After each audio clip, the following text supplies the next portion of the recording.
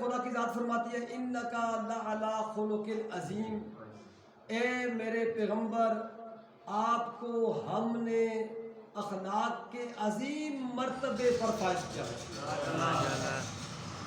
خلق عظیم کا مالک بنایا، اور خود پیغمبر خدا ارشاد فرماتے ہیں کہ انما بعثت لأتمم مکارم الاخلاق، کہ مجھے اس لیے مبعوث کیا گیا تاکہ میں اخلاق کو نقطہ کمال تک پہنچاؤں۔ خدا کی ذات کہتی ہے کہ اے محمد تو مجسم اخلاق ہے، اور پیغمبر یہ فرماتے ہوئے نظر آتے ہیں میں اخلاق کو نقطہ کمال تک پہنچا رہا ہوں۔ ماشاءاللہ۔ عزیزان محترم، پیغمبر خدا نے جب اپنی تحریک کا آغاز کیا اور اعلان نبوت اور اعلان رسالت کیا، تو اس سے پہلے 40 سال تک پیغمبر نے دنیا کے سامنے اپنا کردار پیش کیا، اپنی سیرت پیش کی۔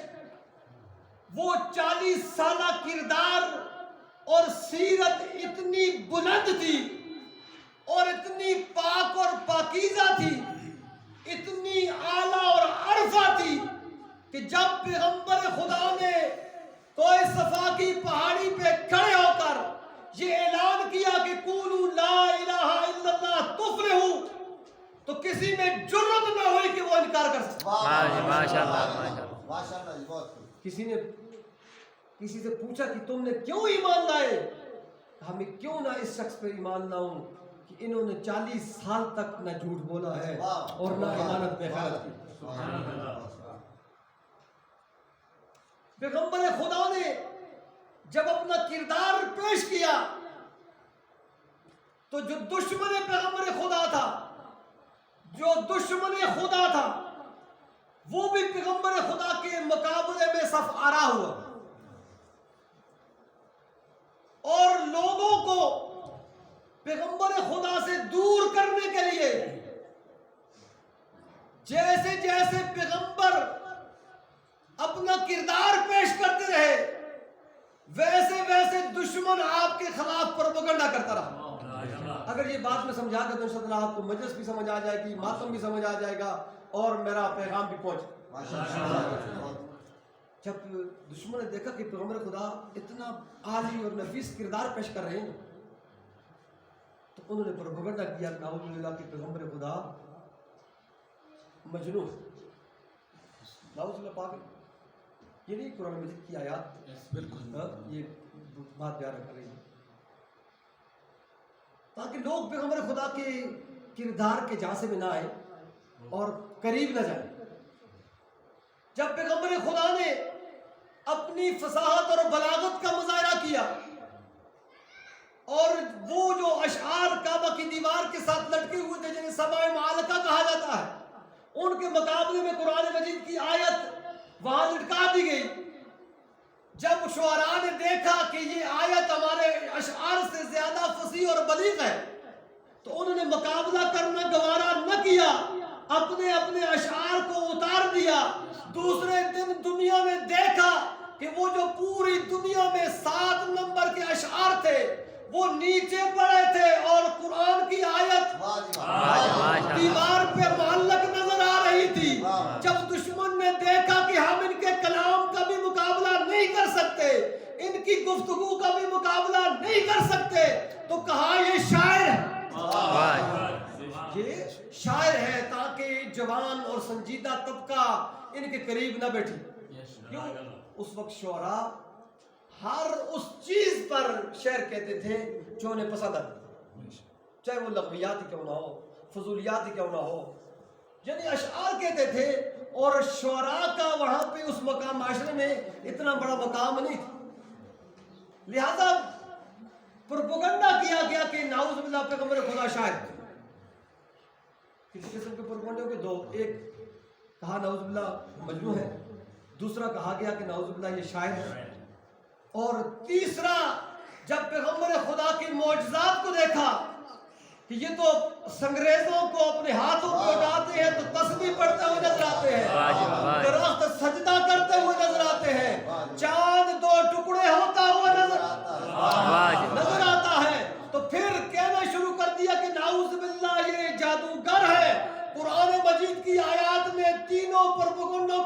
کیا کہ یہ نہ جادوگر ہے، نہ شاعر ہے، نہ یہ مجنو ہے، بلکہ اللہ کے رسول۔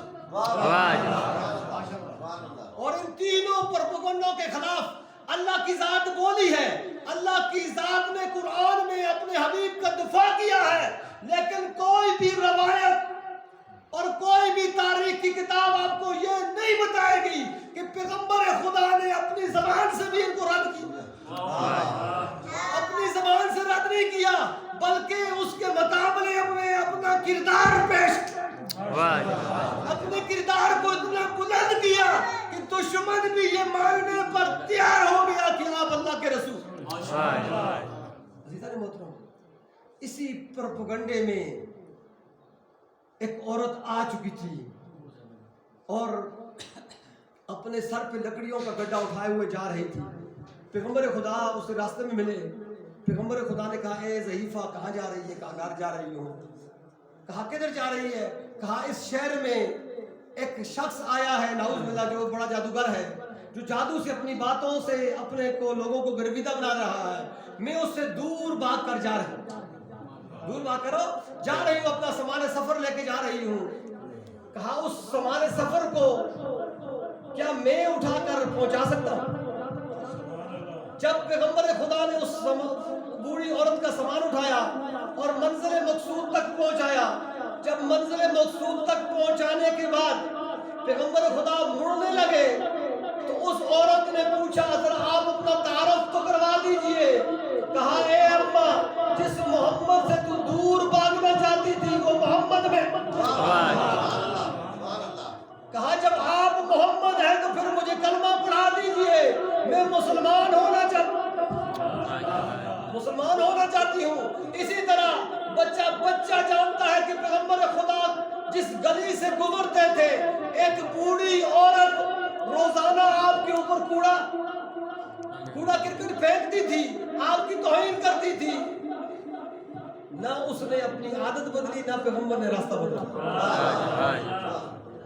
کسی نے سوال کیا کہ یار یہ بوڑھی عورت تو دشمن تھی، یہ روزانہ کوڑا پھینکتی تھی، پیغمبر خدا راستہ ہی بدل دیتے، دوسرے راستے سے چلے جاتے۔ تو ان کے لیے جواب ہے کہ پیغمبر خدا راستہ بدلنے کے لیے نہیں آئے ہیں، لوگوں کے دلوں کی حالت بدلنے کے لیے۔ اگر پیغمبر خدا راستہ بدل دیتے تو بڑھیا کے دل کی حالت کون تبدیل کرتا؟ تیسرے دن جب کوڑا نہ پھینکا گیا، پیغمبر خدا اس کے گھر میں جاتے ہیں، وہ ڈر جاتی ہے کہ ابھی مجھ سے بدلا لیں گے۔ کہا نہیں اماں، میں تیری بیمار پرسی کرنے کے لیے آیا ہوں، پوچھنے کے لیے آیا ہوں کہ آج تیسرا دن ہے، تم نے اپنی ڈیوٹی انجام نہیں۔ ہمیں 3 دن سے بیمار ہوں، کہا تیرے لیے دعا لاؤں، تیرے لیے خدمت کروں۔ جب اس نے دیکھا کہ میں تو کوڑا کرکٹ پھینکتی رہی، یہ تو میری تیمارداری کرنے کے لیے آ چکے ہیں، فوراً قدموں میں پڑتی ہے، کلمہ پڑھ کے مسلمان۔ تو بس میرے دوست میرے عزیز، حق اور حقیقت کے خلاف لوگ پروپیگنڈے کرتے ہیں، لوگ لوگوں کو دور کرتے ہیں۔ آج آپ کی اور میرے خلاف بھی، آج اس عزداری کے خلاف بھی، اس مجلس کے خلاف بھی، اس جلوس کے خلاف بھی لوگ پروپیگنڈا کرتے ہیں۔ نعوذ باللہ، یہ باتیں پڑھے لکھے دور کی ہیں، لیکن کرتے ہیں کہ یہ نیاز میں بندے کو ذبح کر کے ڈالتے ہیں، ان کی نیاز نہ کھانا، ان کی مجلس میں نہ بیٹھنا، ان کے ماتم میں نہ جانا۔ تو ہمیں بھی پیغمبر خدا کی سیرت پر عمل کرتے ہوئے اپنے کردار کو بلند رکھنا ہے، اپنے کردار کو بڑھانا ہے۔ ہم نے اپنی زبان سے ان کے پروپیگنڈوں کا رد نہیں کرنا۔ جتنا ہم کردار بلند کرتے جائیں گے اتنا ہی ان کا پروپیگنڈا کمزور پڑتا ہے۔ کیسے ہم اپنی مجلسوں کے بارے میں وہ پروپیگنڈا، توجہ رکھیے گا، وہ ہماری مجلسوں کے بارے میں پروپیگنڈا کرتے ہیں، تو ہماری مجلسیں اتنی اعلیٰ اور عرصہ ہونی چاہیے، ان میں خطیب پڑھنے والے اتنے باکردار ہونے چاہیے، مجمع اتنا صاحب کردار ہو کہ دنیا ان کی مجلس میں آنا فخر میں سے۔ نعرہ تکبیر، اللہ اکبر، نعرہ تکبیر، اللہ اکبر، نعرہ رسالت، یا رسول اللہ، نعرہ رسالت، یا رسول اللہ، نعرہ حیدری، نعرہ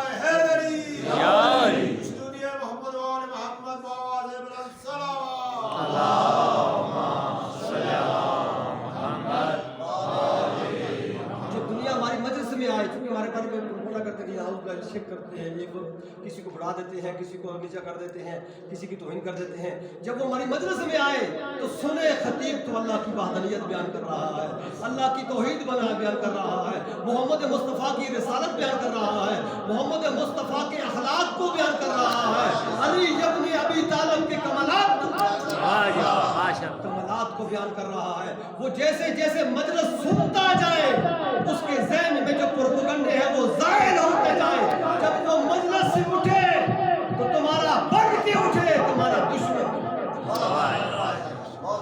इसी तरह जुलूसों को इतने बेहतरीन अंदाज में मुनज़्ज़म कीजिए कि वो जुलूसों को देखता जाए, शर्माता जाए,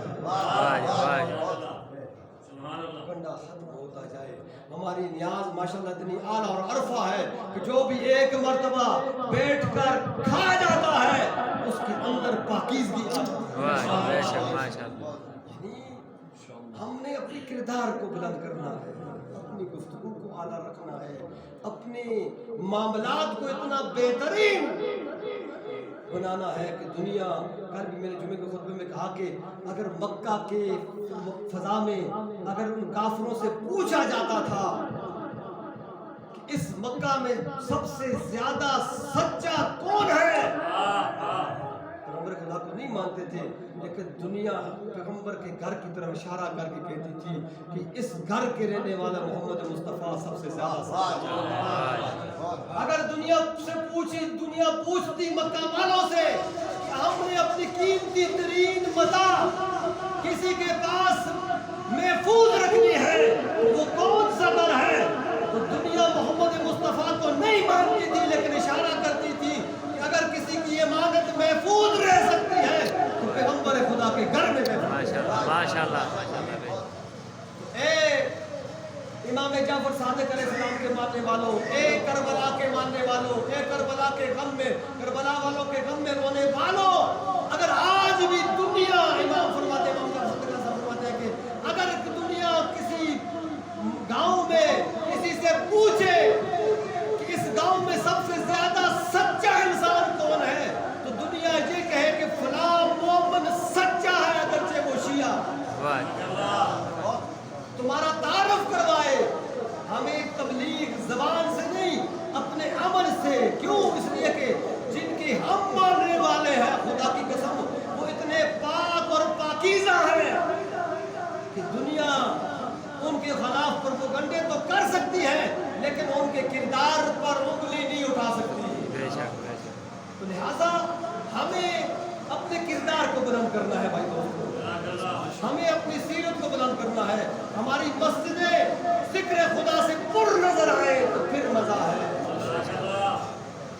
हमारा उठना बैठना चलना फिरना सीरत मोहम्मद व आले मोहम्मद का परतू नजर आए तो फिर मजा है। हमारे मामलात उनकी सीरत की रोशनी में हल होते हुए नजर आए तो फिर मजा है। हम अपने हकूक को उनकी तालीमात की रोशनी में बजा लाए तो फिर मजा है। कहीं ऐसा न हो कि हम उनके मानने वाले तो हों, हम हक के ज़हरा की बात करने वाले तो हों, लेकिन अपनी बेटियों के हक को गस्ब करके अपने घर में बैठे हो, अपने पड़ोसियों की जमीन को कब्जा करके अपने हाथ में लिए हुए हो, तो फिर हम नाम नहाद शिया है, मानने वाले हैं, हकीकत में उनके चाहने वाले नहीं हैं। एक रवायत सुना तो फिर मसाइल कि अगर किसी ने किसी की जमीन को कब्जा किया, जितनी वो जमीन इस दुनिया में कब्जा करेगा उतनी ही जमीन का तो आखिरत में उसके गले में लगेगा। लेकिन हम इसको समझते, हम जो है वो अपनी मर्जी करते हैं, अल्लाह और अल्लाह के रसूल के दीन पर चलते नहीं हैं। कल भी मैंने मदीना में बात की थी कि हम अपनी बात आए तो कुरान की आयत ले आते हैं, लेकिन जब हुकूम देने की बात आए तो वर्का उठ देते हैं